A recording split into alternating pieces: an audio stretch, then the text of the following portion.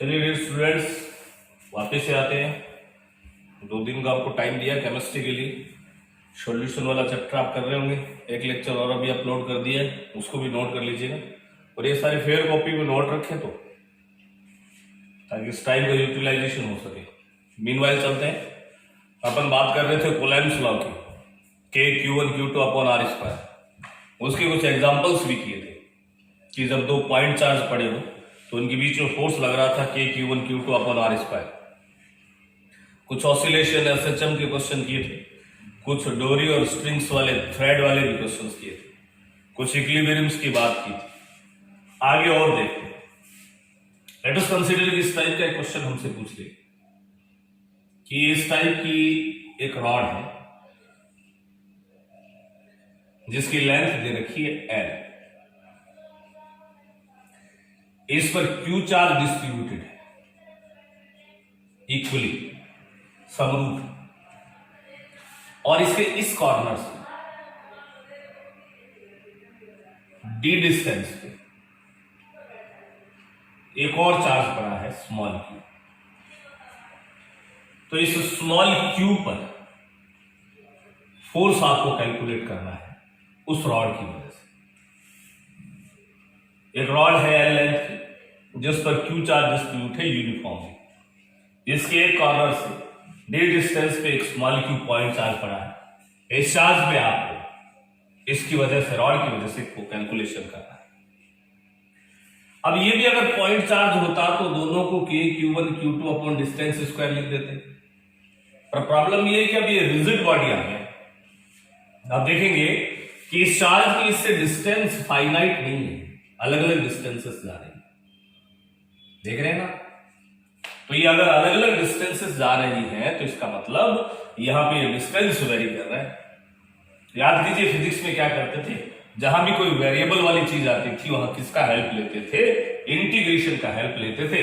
तो एक काम करते हैं, ये डिस्टेंस का लफड़ा हटा ही देते हैं। यहां से x डिस्टेंस पर इस रॉड पर एक छोटा सा टुकड़ा ले लेते हैं जिसके चार्ज ले लेते हैं dq और जिसकी लेंथ ले लेते हैं dx। अब बाकी को भूल जाओ, ये भी छोटा चार्ज और ये भी छोटा चार्ज। इन दोनों के बीच का फोर्स निकाल लो, वो स्मॉल फोर्स आएगा। कितना? K, इसका चार्ज Q1 Q2 अपॉन दोनों के बीच की डिस्टेंस की square. What it guys? dq question में दिया था या आपने लिखा है? आपने लिखा है तो हटाना पड़ेगा, हटा देते हैं। तो ये बन गया K Q x स्क्वायर। क्या नहीं लिखा? dq क्या है? चार्ज। किसका? इस dx लेंथ का। एक बात मुझे बताइए, टोटल लेंथ कितनी थी? L। इस पे चार्ज कितना था? Q। यूनिट लेंथ पे कितना चार्ज होगा? और आपके पास यहां कितनी लेंथ है? dx।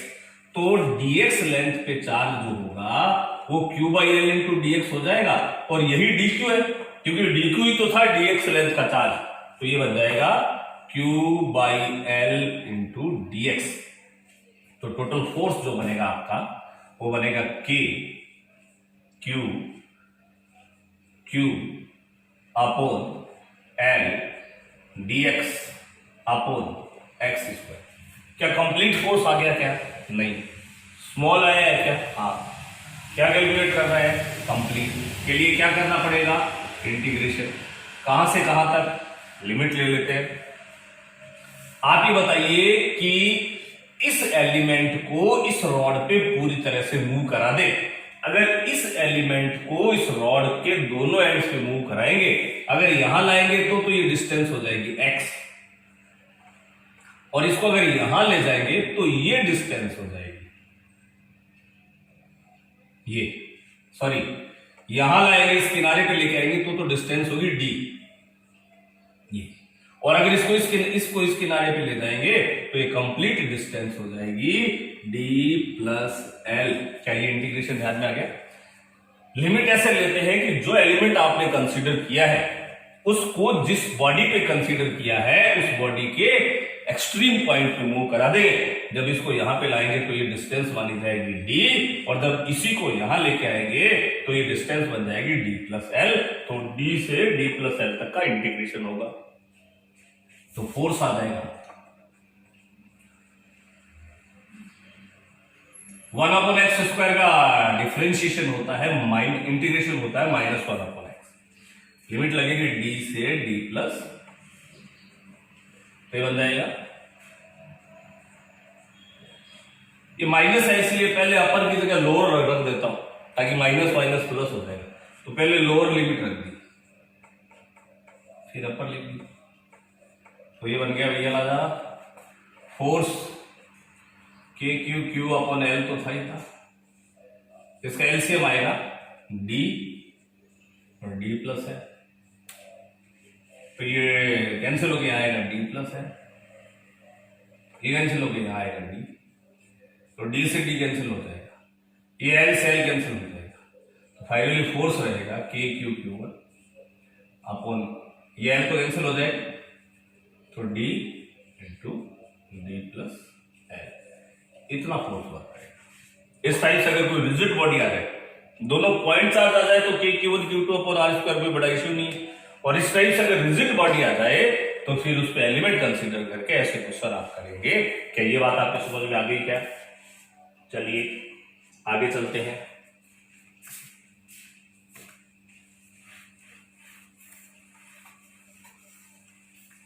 चलिए अब बीच में याद है आपको एफ साइन वर्ड आया था जिसको मैंने परमिटिविटी यानी निर्वात की वैद्युतशीलता बोला था। अब और चीज चलते हैं, क्या देखिए इस टाइप से अगर कोई दो चार्ज है जिनके बीच की डिस्टेंस है r, अगर दोनों एयर यानी हवा या वैक्यूम यानी निर्वात में पड़े तो दोनों के बीच का जो फोर्स है वो होता है k Q1 Q2 upon R square number 1। अगर इन दोनों के बीच में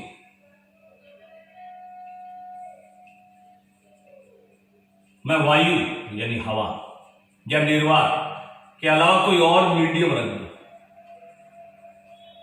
तो ये फोर्स जो है वो मीडियम में चेंज हो जाता है, तो 1/4 पाई एफ साइन की जगह एफ साइन आ जाता है, एफ साइन 0 की जगह एफ साइन आ जाता है, और ये बन जाएगा Q1 Q2 अपॉन, या फिर इसको यूं भी लिख सकते हैं 1/4 pi F sine 0 F sine r square Q1 Q2। क्या भाई वापिस से देखें, मैंने यहां पे एयर और वैक्यूम आ जाए तो ऐसा करना है, अगर कोई मीडियम आ जाए तो ये लिखना है। अब इसमें तीन चीजें आ गई सर, एक तो एफ साइन नॉट, एक एफ साइन, एक एफ साइन। पहले तो तीनों का मैं नाम बताता हूं। नाम होता है, इसको बोलते हैं परमिटिविटी,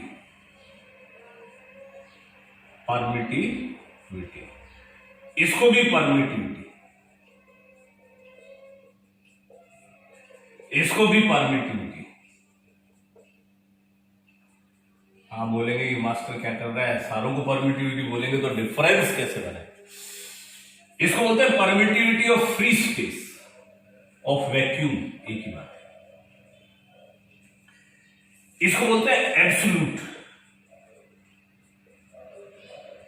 निरपेक्ष, और उसको बोलते हैं रिलेटिव यानी सापेक्ष।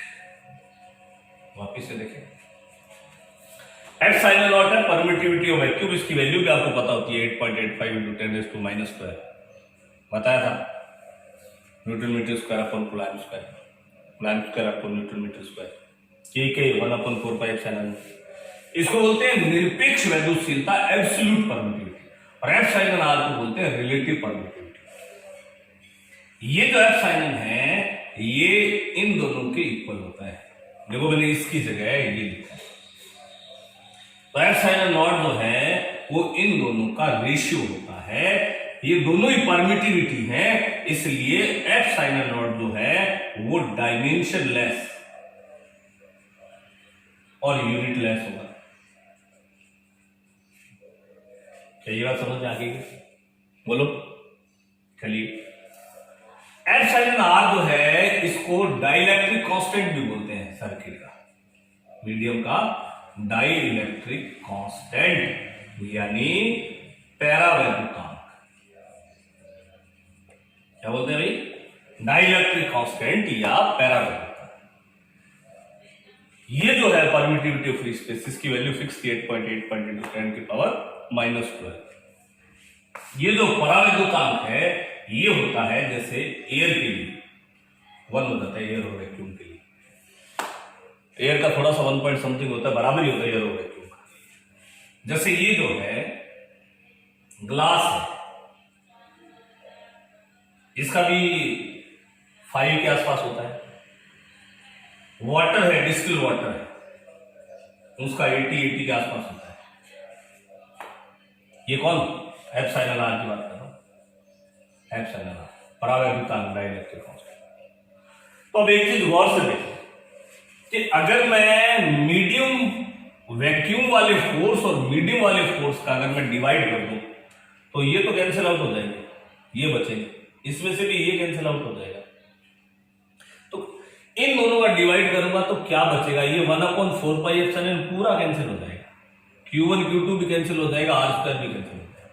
तो जब मैं F/Fm का डिवाइड करूंगा तो इसके अपोन में जब ये आएगा तो सिर्फ डाइलेक्ट्रिक कांस्टेंट यानी एप्सिलॉन आर बचेगा। ये एक चीज आपको याद रखनी है। क्या? एक चीज और बता देता हूं, यहां Fm किसके बराबर हो गया? आपसे कोई पूछेगा बताइए डाइलेक्ट्रिक कांस्टेंट क्या होता है, तो आप बोलेंगे कि सापेक्ष वैद्युतशीलता, रिलेटिव परमिटिविटी, परावैद्युता।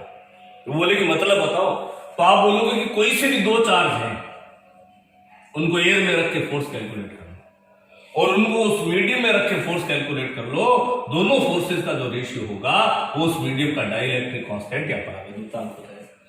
कोई डाउट?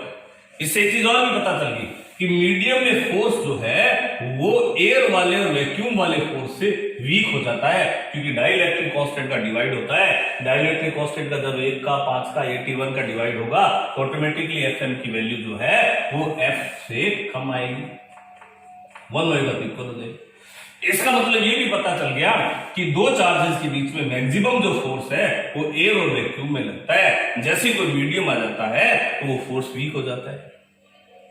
ये तो न्यूमेरिकली देख लिया, वीक हो जाता है। वास्तव में क्या हो जाता है?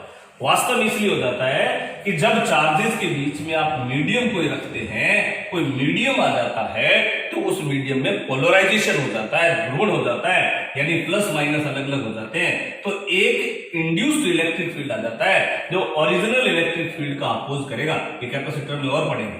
तो एक ऑपोजिट इलेक्ट्रिक फील्ड आ जाता है जो ओरिजिनल इलेक्ट्रिक फील्ड का अपोज करता है, इसलिए रिजल्टेंट इलेक्ट्रिक फील्ड वीक हो जाता है, इसलिए रिजल्टेंट इलेक्ट्रोस्टैटिक फोर्स भी वीक हो जाएगा।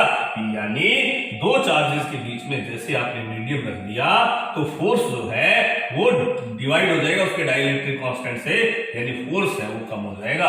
क्या ये बात आपको समझ में आ गई क्या? चलिए आगे देखते हैं। इन तीनों का अच्छी तरह से नामकरण देख लीजिएगा।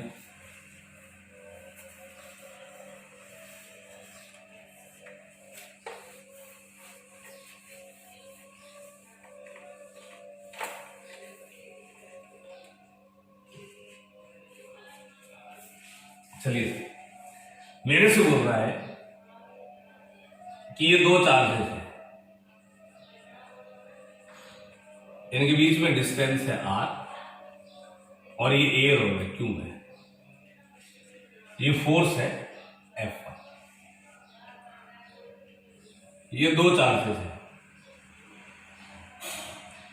इनके बीच में मीडियम रख दिया जिसका डाइलेक्ट्रिक कांस्टेंट एप्सिलॉन आर। अगर मैं डिस्टेंस इतनी रख दूं तो फोर्स सेम होगा क्या? नहीं। हम चाहते हैं कि दोनों फोर्सेस सेम हो, तो डिस्टेंस तो कुछ और रखनी पड़ेगी। उस डिस्टेंस का मैं कैलकुलेशन करना चाह रहा हूं। क्या ये बात समझ में आ गई क्या? अगर यहां भी आर रख दूं, पर यहां तो मीडियम है, मीडियम रखते तो फोर्स वीक हो जाता है, इसका मतलब उतनी डिस्टेंस पे तो फोर्स इक्वल नहीं आएगा। और हम चाहते हैं, हम खुद चाहते हैं कि फोर्स इक्वल आए, तो फिर क्या करें? कर लेते हैं। इसमें फोर्स कितना था 1/4 pi F sine N Q1 Q2 upon r square, उसमें होगा 1/4 pi F sine N naught और एफ साइन एन आर बताया था मीडियम में, Q1 Q2 अपॉन डिस्टेंस कितनी ली है आर डैश, ये कैंसिल, डिनोमिनेटर को बराबर कर देता हूं, तो आर स्क्वायर किसकी इक्वल आएगा F sign N R dash square, तो आर इक्वल टू आएगा अंडर रूट एफ साइन और आर डैश। इसका मतलब ये हुआ कि जब ये दोनों डिस्टेंसेस हैं, ये एयर वाली और ये मीडियम वाली, तो जब आप एयर वाली डिस्टेंस हटाओ और मीडियम वाली डिस्टेंस लिखो और आप चाहते हो कि उस पर कोई फर्क नहीं पड़े, तो मीडियम वाली डिस्टेंस के साथ में अंडर रूट पे एफ साइन एन आर भी लगाएंगे। समझ में आई क्या एक बात? दूसरी बात, थोड़ी देर पहले हमने लिखा था कि एफ जो है वो F upon F sign N R के इक्वल होता है। याद कीजिए, वाटर को इसीलिए स्ट्रॉन्ग सॉल्वेंट मानते हैं क्योंकि वाटर का डाइलेक्ट्रिक कांस्टेंट 80 होता है। तो जैसे वाटर है, H पॉजिटिव और OH नेगेटिव के बीच में जो इलेक्ट्रोस्टैटिक फोर्स है, अगर ये एयर है वैक्यूम में तो स्ट्रॉन्ग है, इसी को अगर आप वाटर में डाल दो तो वाटर का डाइलेक्ट्रिक कांस्टेंट 80 होता है, तो इन दोनों के बीच का फोर्स है वो 80 से डिवाइड हो जाएगा, फोर्स वीक हो जाएगा, फोर्स वीक हो जाएगा, तो डेफिनेटली इनके बीच का फोर्स वीक होने से दोनों का अट्रैक्शन कम हो जाएगा और अलग अलग हो जाएंगे आयंस। इसीलिए वाटर को स्ट्रॉन्ग सॉल्वेंट माना जाता है। Due to the high amount of its dielectric constant, water is considered as a strong solvent. Is it very clear? Okay, आगे देखते हैं। ये रिलेशन समझ में आ गया ना, ये डिस्टेंस, ये वाली डिस्टेंस। और चलते हैं,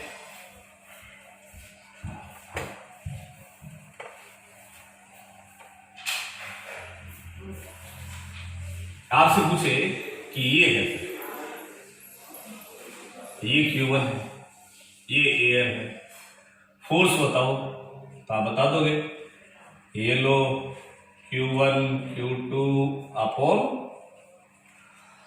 वो बोल दे ये Q1 ये Q2 मीडियम, तो आप क्या बोलोगे? डिस्टेंस इसमें भी आर थी और इसमें भी आर है, तो आप बोलोगे 1/4 pi F sine N naught, ink भरना marker, Q1 Q2 upon r square के साथ में क्या आ जाएगा एफ साइन एन आर। कोई डाउट? कई बार क्या होता है कि कंप्लीट मीडियम नहीं देता, जैसे इसमें तो कंप्लीट में मीडियम, कई बार ये बोल देता है कि ये दोनों के बीच का डिस्टेंस है आर, इंक भर लेता हूं इस बार, और ये जो मीडियम है वो एफ साइन एन आर, ये सिर्फ टी डिस्टेंस तक है, ऐसा आ जाता है। तो क्या करेंगे देखते हैं।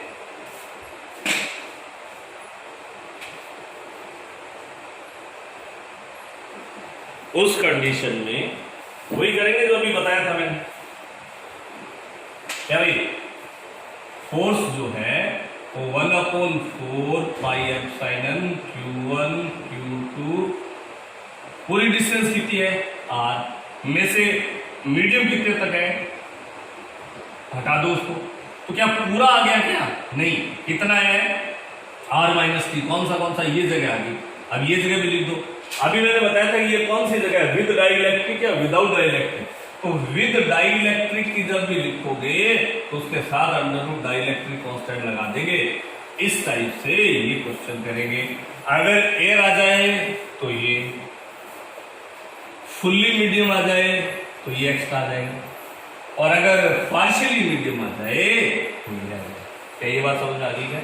या फिर ऐसा बोल दे कि ये Q1 Q2 T1 और T2 डिस्टेंस है, यहाँ अलग मीडियम है, यहाँ अलग मीडियम है, यानी यहाँ कुछ और मीडियम है, तो फिर F आएगा 1/4 pi F sine N Q1 Q2 पे डिस्टेंस कितनी थी T1 प्लस T2, क्या ये एयर वाली डिस्टेंसेस थी या डाइलेक्ट्रिक वाली? डाइलेक्ट्रिक वाली थी, तो इसके साथ एफ साइन R1 और इसके साथ एफ साइन R2 अगर इस टाइप से आ जाए, यानी आधे आधे में नहीं, T1 में इतना भर दे और T2 में इतना भर दे। कोई डाउट? कर लेंगे ये? चलिए आगे चलते हैं।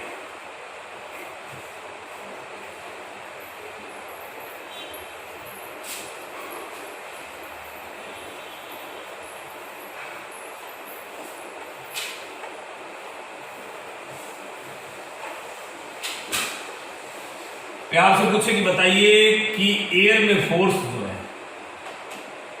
F है और मीडियम में फोर्स जो है F/4, तो उसका डाइलेक्ट्रिक कांस्टेंट बताओ। तो मैंने बताया था डाइलेक्ट्रिक कांस्टेंट तो F/Fm होता है। एयर में फोर्स अपॉन मीडियम में कितना था, तो इस बॉडी का डाइलेक्ट्रिक कांस्टेंट कितना जाएगा? याद रहे लैंग्वेज, डाइलेक्ट्रिक कांस्टेंट पूछा है, परावैद्युतांक सापेक्ष वैद्युतशीलता। अगर ये रिलेटिव यानी सापेक्ष है, अगर इसकी जगह एब्सोल्यूट यानी ये रिलेटिव पूछा था, रिलेटिव इसकी बजाय अगर एब्सोल्यूट बोल देता यानी निरपेक्ष वैद्युतशीलता बोल देता, तो निरपेक्ष का मतलब तो सिर्फ ये होता है जो कि इसके इक्वल होता है, यानी यहाँ पे एफ साइन जो है वो एफ साइन नॉट यानी 8.85 into 10⁻⁻12 into F sine R4 के इक्वल होता। क्या ये बात समझ में आ गई? क्या क्वेश्चन की लैंग्वेज पे डिपेंड करेगा कि सापेक्ष यानी रिलेटिव, निरपेक्ष यानी एब्सोल्यूट। सापेक्ष का मतलब तो एफ साइन R, रिलेटिव निरपेक्ष यानी एब्सोल्यूट का मतलब सिर्फ एफ साइन पूछा है, वो ऐसे आएगा। क्या ये बात समझ में आ गई? क्या चलिए और एक क्वेश्चन देख लेते हैं जो प्रीवियस एम्स एग्जाम में आया हुआ है, कौन से वाला है वो भी देखते हैं।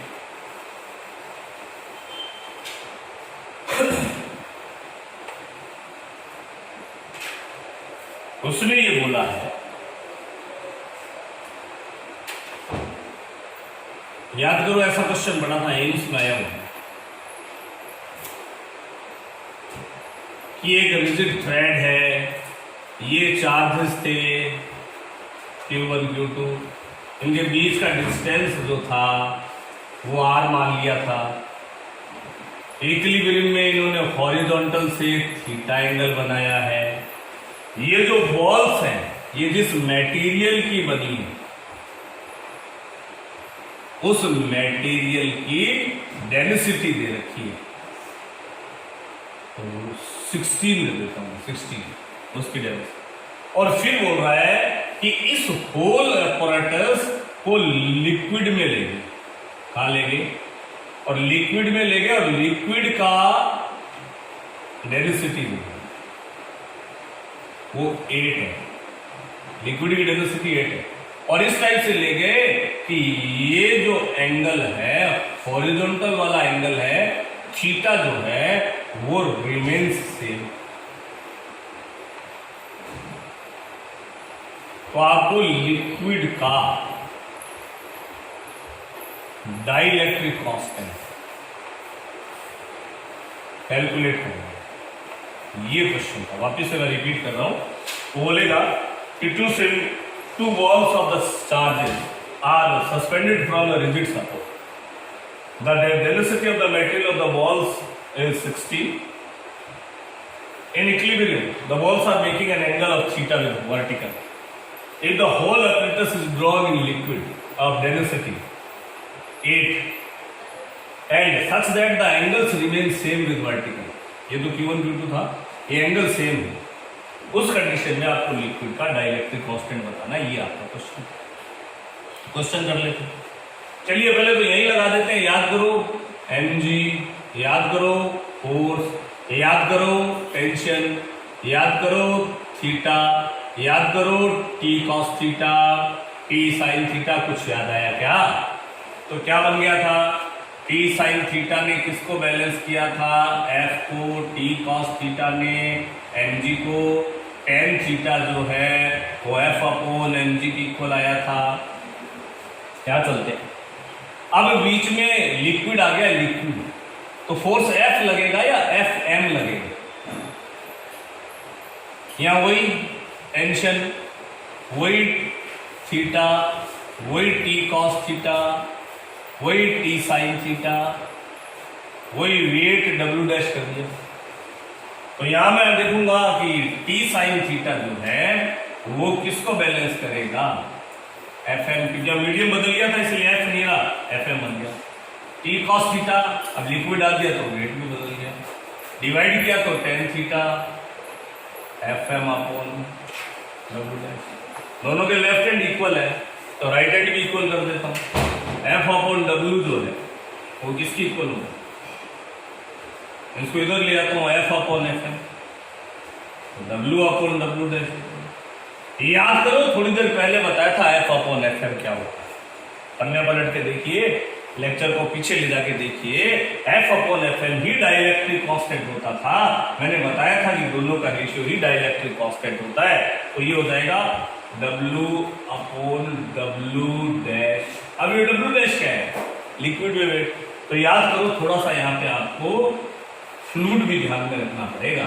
ये W डैश होता है ओरिजिनल वेट में से जितना कोई भी बॉडी लिक्विड में कैसे जाती है, अपने वॉल्यूम की इक्वल लिक्विड को डिस्प्लेस करती है तो उसको अप थ्रस्ट बोलते हैं। क्या बोलते हैं? Up thrust. ये वेट है, वेट होता है m इंटू जी। ये जी तो आ गया, m मास, वॉल्यूम इंटू डेंसिटी। मान लो बॉल का वॉल्यूम v है, डेंसिटी जिसका ये बना हुआ है उस डेंसिटी को मैं रो मान लेता हूं। ये भी वही है, वॉल्यूम इंटू डेंसिटी यानी मास। वॉल्यूम ये W डैश है जितना लिक्विड डिस्प्लेस किया है, तो अपने वॉल्यूम की इक्वली लिक्विड डिस्प्लेस करेगा, इंटू डेंसिटी, लिक्विड की डेंसिटी, लिक्विड की सिग्मा मान लेता हूं, इंटू जी। क्या ये लाइन आपको समझ में आई क्या? ये वेट लिखना था m इंटू जी, m इंटू जी, m volume into density. Density किसकी? मटेरियल। और इसमें माइनस क्या होगा? अपथ्रस्ट। अपथ्रस्ट का मतलब जितना वॉल्यूम वो बॉल जब लिक्विड में जा रही है तो हटाएगी, तो ये भी m इंटू वॉल्यूम। यहाँ लिक्विड का अपथ्रस्ट, लिक्विड हटाए उसका अपथ्रस्ट है, इसलिए इसकी डेंसिटी को मैंने सिग्मा मान लिया, यानी इस डेंसिटी को मैंने रो माना है और इस डेंसिटी को मैंने सिग्मा माना है। तो ये वीजी तो कैंसिल हो जाएगा, तो यहाँ F साइन R जो आएगा वो आएगा rho upon rho minus sigma. इतना डाइलेक्ट्रिक कांस्टेंट आ जाएगा। अब रो की जगह अगर आप 16 रखते हो और सिग्मा की जगह 8 रखते हो तो ये 2 आ जाएगा। क्या ये बात समझ में आ गई? इसलिए खुद बोला है कि एंगल्स रिमेन्स सेम, इसलिए हमने ये थीटा को सेम रखा। क्या ये बात समझ में आ गई? क्या ये था मीडियम चेंज करने पर कैसा का इफेक्ट पड़ता है, ऐसे क्वेश्चन को हम कैसे करेंगे। Is it clear? चलिए